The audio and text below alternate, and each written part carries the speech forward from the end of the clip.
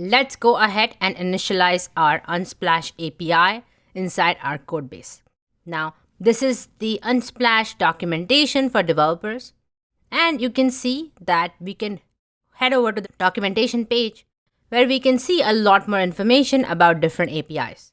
Now, in our case, what we want to do is that the minute we search for coffee shop or any specific keyword in this search bar right here, we get a bunch of different images from Unsplash.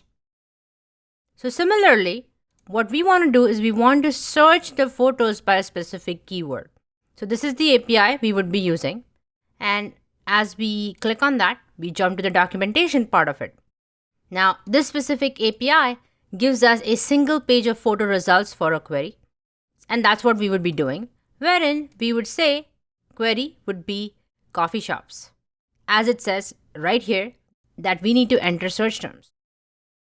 And apart from that, now that we know which API to essentially invoke, let's go ahead and try and see how we can integrate Unsplash API in our code base. Now, when we do ask for this API, we get a response, and the response is these list of URLs, right? It has a bunch more information about the user, who uploaded this picture, and so on, right?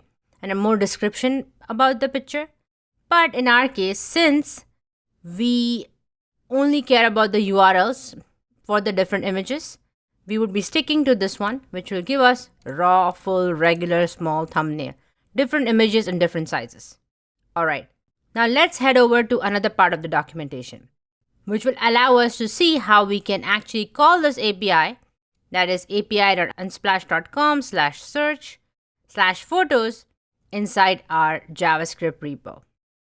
Now, if we go to the libraries and SDK part of this documentation, you will see that this specific Unsplash API has an official library, right? And it's available in all these different languages. Now, isn't that really cool?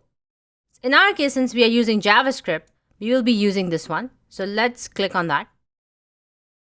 And as we do that, we are taken to a GitHub repository.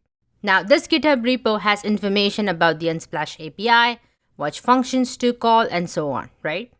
But the first thing what we want to do is we want to install our Unsplash.js, which is essentially a node module that will allow us to invoke and call or the Unsplash APIs underneath this specific library.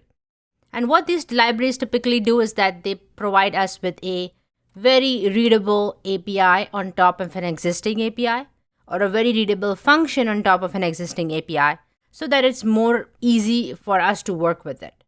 Because at the end of the day, they do want us to use Unsplash. And why not? It is a very cool library. So definitely, let's go ahead and install it. Now let's copy this code right here and head over to our terminal.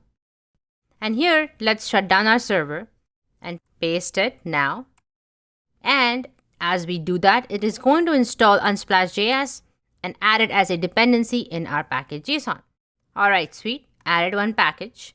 Now let's restart our server again by running npm run dev.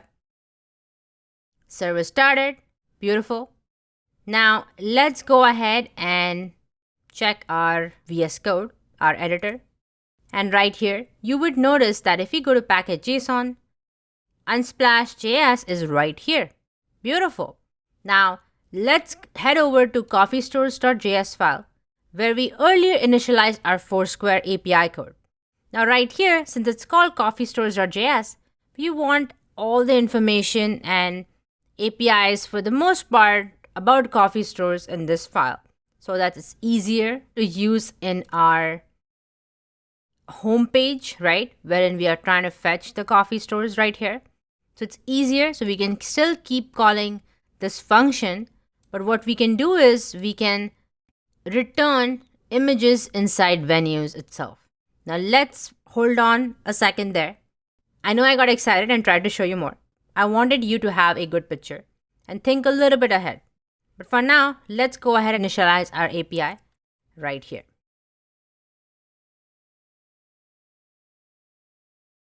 Now, let's head over to the documentation and try and understand how we can initialize the API.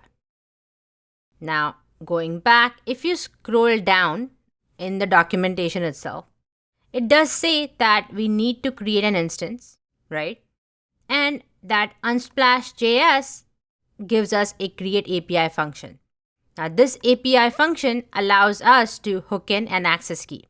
Now, remember, we created an access key after we created our app in the Unsplash developer site right here. So the access key is just this one, right?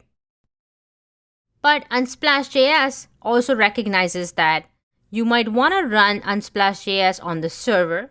So you would be using this function right here. Or you would want to run it on the client side, that is in the browser.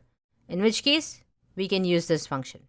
Now, if we go back to our code, we are actually going to call Unsplash.js inside getStaticProps right here. That means it's on the server side. So let's copy the server side code. In the browser, let's copy this part, which is our node server code, and go to our coffeestores.js file and paste it. Now, let's replace this access key with an actual access key. But remember, since access key is a secure piece of information, let's move access key inside our .env.local file next to our Foursquare credentials. And the reason why we want to use n.local is because n.local will only run on server side and will not be exposing these values to browser. So let's add it right here. So we can use the same convention and say Unsplash access key. And going to our browser and copying this specific value right here. Now heading back, pasting it, and now we can basically use access key by calling process.env.unsplash access key. Now there can be easily a typo here, so I'm just gonna make sure and copy the key and paste it right here. I sometimes don't trust myself when it comes to copy pasting, as we saw earlier. Now that we have created our server API instance right here, let's rename this to Unsplash API just to be more clear, right? And now what we can do is let's go ahead and actually call the search function that we are looking for to search all the Unsplash photos with a query like coffee stores or coffee shop. All right, I'll see you in the next one.